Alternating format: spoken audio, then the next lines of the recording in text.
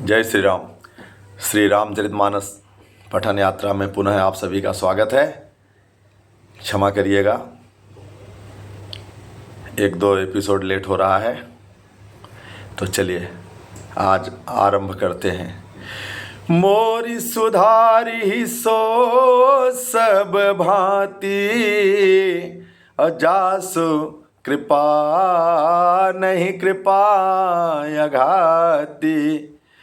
कहूँ सो मत अनुहारी, अब उमा शंभु संवाद। भयउ समय जहि हेत जहि, सुनु मुनि मिटहि विषाद। तो एक बार त्रेता जुग माही, शंभु गए कुंभजरी सिपाही। संग सती जग जननी भवानी, पूजे ऋषि अखिलेश्वर जानी। राम कथा मुनि बर जब खानी, सुनी महेश परम सुख मानी। ऋषि पूछे हरि भगत सुहाई, कही शंभु अधिकारी पाई। कहत सुनत रघुपति गुण गाथा, कछु दिन रहे तहाँ गिरनाथा। मुनि संग विदा मांग त्रिपुरारी, चले भवन संग दक्ष कुमारी। तेहि अवसर भंजन माहि भारा, हरि रघुवंश लीन अवतारा। पिता बचन तजे राजोदासी, दंडक बन विचरत अभिनाशी। हृदय विचारत जात हर, कही विधि दर्शन होई। गुप्त रूप अवतर्यो प्रभु, गए जान सब कोई। शंकर उरयति क्षोभ, सती न जानहि मर्म सोई। तुलसी दर्शन लोभ, मन डरु लोचन लालची। रावण मरन मनुज कर जाचा, प्रभु विधि बचन किन चह साचा।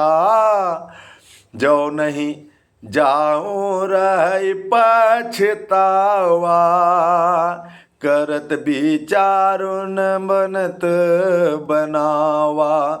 यही विधि भय सोच बसई सा, तेहि समय जाई दस सीसा। लीन नीच मारी चहि संगा, भयउ तुरत सोई कपट कुरंगा। करि छल मूढ़ हरि भय देहि, प्रभु प्रभाव तस विदित न तेहि। मृग बधि बंधु सहित हरि आए, आश्रम देखि नयन जल छाए। बिकल बिरह बिकल नरैव रघुराई, खोजत विपिन फिरत दो भाई। कबहु जोग वियोग न जाके, देखा प्रगट बिरह दुखता के। अति विचित्र रघुपति चरित, जानहि परम सुजान। जे मति मंद विमोह बस, हृदय धरहि कछुआन। तुमोरी सुधारी सो सब भांति, अजासु कृपा नहीं कृपा अघाती। कथा आगे बढ़ती है और हमारी यात्रा भी आगे बढ़ती है। गोस्वामी जी लिखते हैं, एक बार त्रेता युग में शिव जी माता सती को साथ में लेकर अगस्त ऋषि के पास गए और ऋषि ने उनको सर्वेश्वर समझ के, संपूर्ण जगत का ईश्वर समझ के उनका पूजन अर्चन किया। फिर मुनिवर अगस्त ने श्री राम कथा विस्तार से कही, जिसको महेश्वर ने परम सुख मानकर सुना। अच्छा, जानते हैं श्री राम कथा या श्री राम जी का नाम जहाँ जहाँ भी उच्चारित होता है वहाँ सबसे प्रसन्न कौन रहते हैं? शिव जी। शव यात्रा में, सकल सनातनियों के शव यात्रा में श्री राम नाम सत्य है बोला जाता है। विविध भाषाओं में श्री राम जी का नाम जरूर लिया जाता है और इसीलिए जहाँ ये प्रमाणित हो श्री राम नाम सत्य है, अंतिम सत्य, स्मशान पर शिव जी का निवास होता है। तो जहाँ भी कथा होती है भगवान शिव बड़े चाव से सुनते हैं। तो फिर ऋषि अगस्त जी ने शिव जी से पूछा, हे प्रभु, भगवान की परम सुंदर भक्ति के बारे में कुछ बताइए। शिव जी को भी लगा कि हाँ भाई, ये अगस्त जी परम अधिकारी हैं, इनका अधिकार है ये पूछने का और ये योग्य पात्र हैं, इसलिए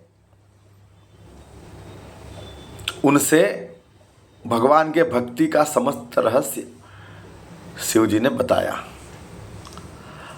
और श्री राम जी की कथाएं कहते सुनते बहुत दिन तक माता सती के साथ शिव जी अगस्त ऋषि के पास निवास किए और बाद में वहाँ से विदा मांगकर शिव जी माता सती के साथ अपने घर कैलाश को लौटने लगे। उन्हीं दिनों पृथ्वी पर श्री रघुनाथ जी का अवतार हुआ था, क्योंकि रावण को वरदान था कि नर या वानर के अलावा किसी और के हाथ से मारा नहीं जाएगा। तो भगवान ने मनुष्य रूप में अवतार लिया था, उसका पाप तो बढ़ ही गया था। और समय था भगवान श्री राम जी का वनवास और उसी समय रावण ने मारीच को कपटी मृग के रूप में भेजकर माता सीता की कुटिया के सामने और माता सीता का हरण कर लिया था। भगवान श्री राम और लक्ष्मण जब मृग को मारने के लिए गए तो उसी समय कपट से रावण ने माता का हरण कर लिया था। प्रभु देखते हैं भोलेनाथ, उनके नयन सजल हो जाते हैं। क्या क्या कष्ट सहने पड़ते हैं मेरे प्रभु को, मेरे श्री राम को। लेकिन अब चूंकि वो समय उचित नहीं था, इसलिए वो अपनी पहचान जता नहीं सकते थे। दूर से ही भगवान को प्रणाम किए और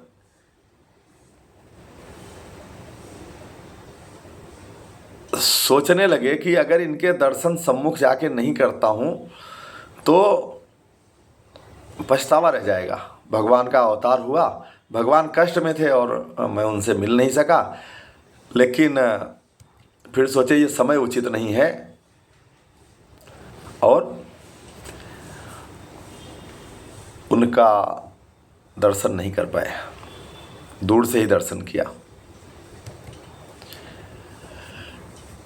देखा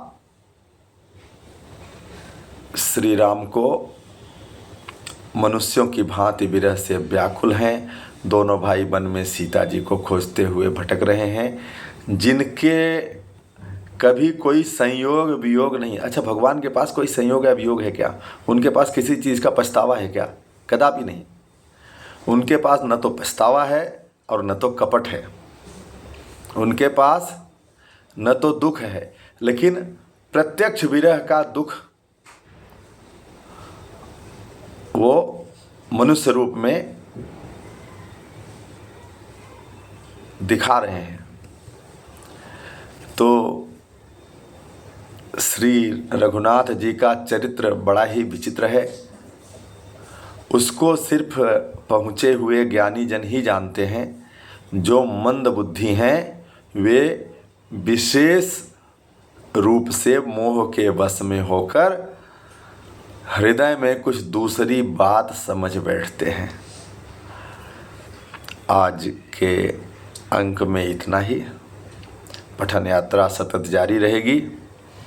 आपसे अनुरोध है कि आप भी इसका आनंद लें और श्री राम भक्ति का रसास्वादन करें।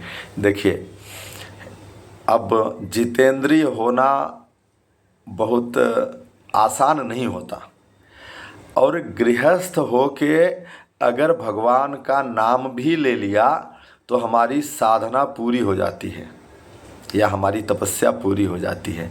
गृहस्थ को दुनिया भर के काम रहते हैं, इसलिए भगवान का नाम ले भी लिया, सुन भी लिया, उनकी कथा का श्रवण कर लिया तो भी हमारे बहुत सारे कष्ट दूर हो जाते हैं। कर्म प्रधान विश्व रचि राखा, जो जस करहि सो तस फल चाखा। तो भोजन तो मिलेगा अपने कर्म से ही, लेकिन हमारे कर्म सत्कर्म बने रहें, इसलिए इस राम कथा में जुड़े रहें और हम सभी जुड़े रहें। इस श्री रामचरितमानस पठन यात्रा में सहयोग बना रहे आप सबका, हमें बहुत अच्छा लगता है। फिर से उपस्थित होंगे, तब तक के लिए जय श्री राम।